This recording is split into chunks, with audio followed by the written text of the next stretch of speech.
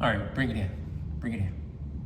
So I want to have this quick conversation with you because I know that there are many people who are just completely dissatisfied with where they are right now. They're dissatisfied with the lives that they built for themselves. They're dissatisfied with the careers that they're working within or the industry. They're dissatisfied with the businesses that they built for themselves.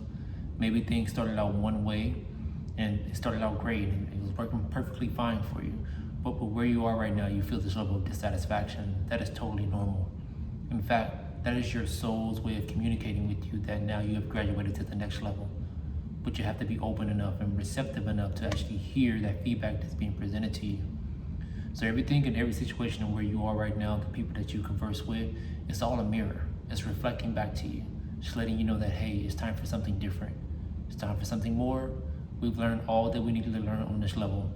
We've learned all that we need to learn in this particular career field, this industry that we're in, this business that we built for ourselves, the life that we built for ourselves. But what tends to happen is we find ourselves being attached to everything that we created for ourselves, as if we just are going to be able to hold on to these things forever when that's not the reality of it, right? So the chances are right now where you are feeling something, you know that something is coming. You know that there's something more out there for you, better for you. You have to understand that the graduated version of you, the elevated version of you is now seeking something different. But you have to be open enough to give yourself that permission. But also what tends to happen is when you find yourself in these scenarios to where just things are just completely, dissatisfied to you, or you feel this deep level of dissatisfaction. But what tends to happen is when you start to reflect on your life and the past decisions that you made up to this point, you tend to point fingers at yourself. You talk down on yourself. You come at yourself from a negative standpoint. How could you be so stupid? How could you make that decision? Or you feel this level of deep embarrassment, or you feel this level of shame. What you have to understand is I want you to view things as a scientist. I want you to notice that scientists aren't attached to their experiments.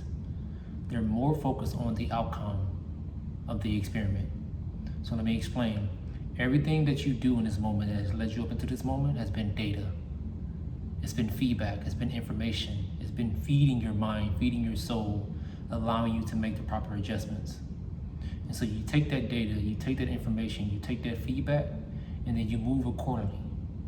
You don't take on all this information, data, and feedback and still stay in the same position, because then that's when you shoot yourself in the foot.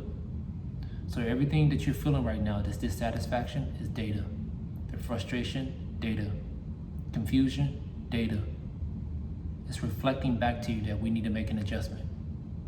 And again, you're viewing it from a lens of a scientist. You're not attached to the experiment. You're more focused on the outcome. The outcome can be the type of lifestyle that you want for yourself, the one that you know you're deserving of. The outcome can be the better business model that you need to build for yourself, the one that's going to allow you more freedom. The outcome can be the better relationships, the better career. Everything that you actually desire, that is the outcome that you're seeking, not where you are right now. So give yourself the chance to grow, to elevate, to evolve, something that I speak on quite often, because you deserve that. You're worthy of that. You put in the time, the energy, and the effort. But you have to give yourself that permission first. No one else is going to do it for you. The last thing you want to do is point fingers at yourself, tear yourself down. Because to be completely honest, if you had a coach, if you had a mentor, if you had someone pouring into you and talking to you in a negative way, in the same way in which you're talking to yourself, would you even be open enough? Would you be receptive enough to actually listen to what they're telling you? Chances are you wouldn't. So why would you talk to yourself in that same manner? I often mention you should be your best friend. You should be your best mentor. You should be your best coach. You should be able to move yourself forward. You should be able to dissect where you are and figure out what adjustments you need to make moving forward. And as I often say, you play life as a game. You have your hand. Your hands have been dealt. It doesn't mean that you can't win. It just means that you have to figure out how to get out of your situation with what you have, with where you are. Do you need to make new connections? Do you need to take in new information? Do you need to stop doing certain things? You can win from where you are, but you have to first believe that, and you have to be your best friend along that journey. So, today's message.